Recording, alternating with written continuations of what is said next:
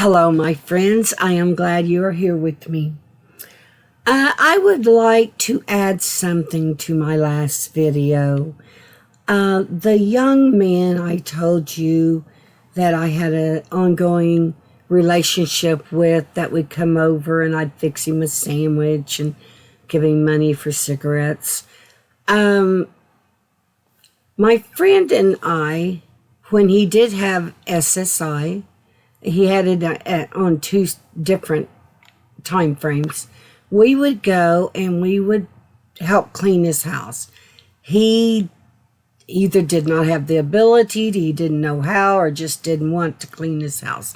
But a friend of mine and I would go over every now and then and we would clean his house. Well, and let me assure you, that was a big chore. That was not a little chore. We would not do it that often. It'd probably be every couple months.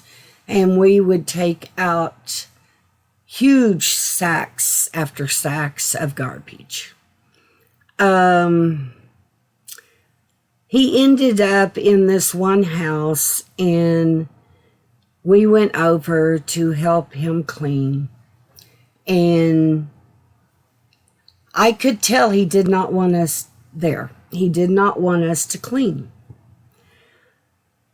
I asked him if we could clean house, and I don't know if he actually said no, shook his head, or just ran out of the house. But I could tell he did not want us there. Well, you know how we people are. We are on time schedules, and we only have so much time, and we allocate, certain time to certain things, and we want to get it done. So my friend and I started cleaning his house. Well, he came back in, and both my friend and I were in the living room cleaning, and he got on all fours, and he was snorting like a bull. And he started running toward us like a bull. And my friend and I darted out of that house a door faster than anyone could. We knew he was dangerous at that time, and mentally he would have his bad days. And so we went outside. And we just stood there, not really knowing exactly what to do. And this young man came out.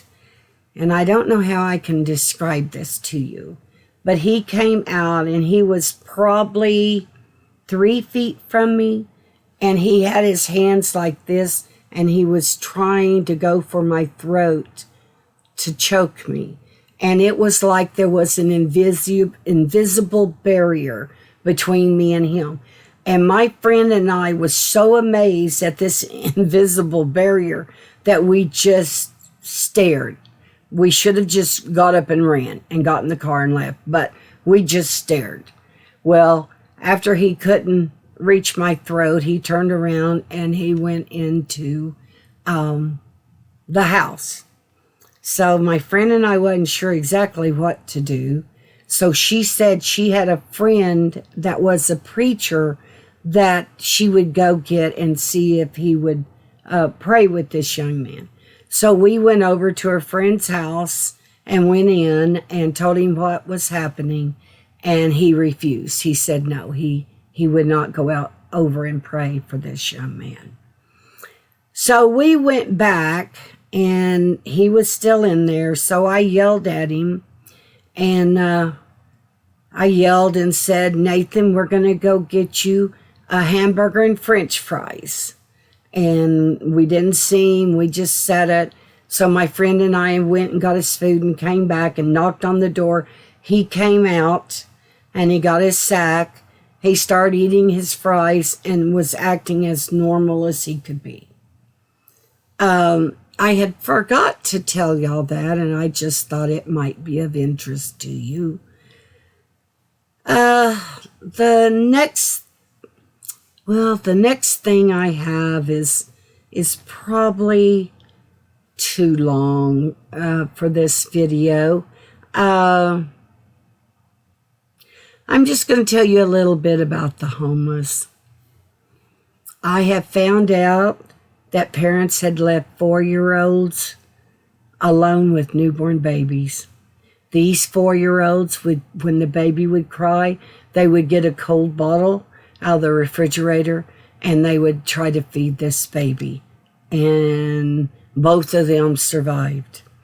My ministry partner that I ended up with, what had happened to him when he was about 3 years old, his mother ran off and left him and his 8-month-old sister there alone for 1 week. And my friend, until the day he died, still had problems with feeling like he almost killed his sister by stuffing cake down her throat. Well, she's only 8 months old, and so I'm sure she had some problems, but they both survived. It always seems like the older one, because of their, I guess their memory is better, has more problems growing up than the younger ones do. I'm not saying they both didn't have problems, because they did. But it seems like the older ones have more of the problems. One time, I had went over and felt like God had directed me to go over to where my friend and her husband lived. And they had 2 children. I believe at the time they were like less than 2 and 5. And right when I got there, the wife had run off with another man. They had been doing drugs. They did meth. And so God told me, he said, you don't go into that house, but those children are in danger. I want you to take them out of that house, or to get them out of that house. So I told the father, he kept trying to get me to come in the house, and I told him no. And I told him, but I'd like to take your children home for a little bit. So he went in and got the children, and I took them home. And what happened is, and this is the same friend that helped me with the other young men, what we would do is, I wasn't working, so I would watch the 2 little boys in the day along with my children, and she would watch them at night after she got off work. And we did this for about a week. The little 5-year-old said, do you know what I like best about your house? And I said, what? And he said, you don't have the bad pipe and that picture, and you do have that picture of Jesus. I hate to say it, but this young man did grow up, and he is in prison right now. I just found out probably a month ago that he is in prison. When my friend had the 2 young boys in her home in the evenings, she would give them a bath, and she was ready to take them out, and they go, oh, no, it's warm water. This is warm water. They were so amazed that there was warm water in their bath. This just breaks your heart, but this is the way a lot of people live.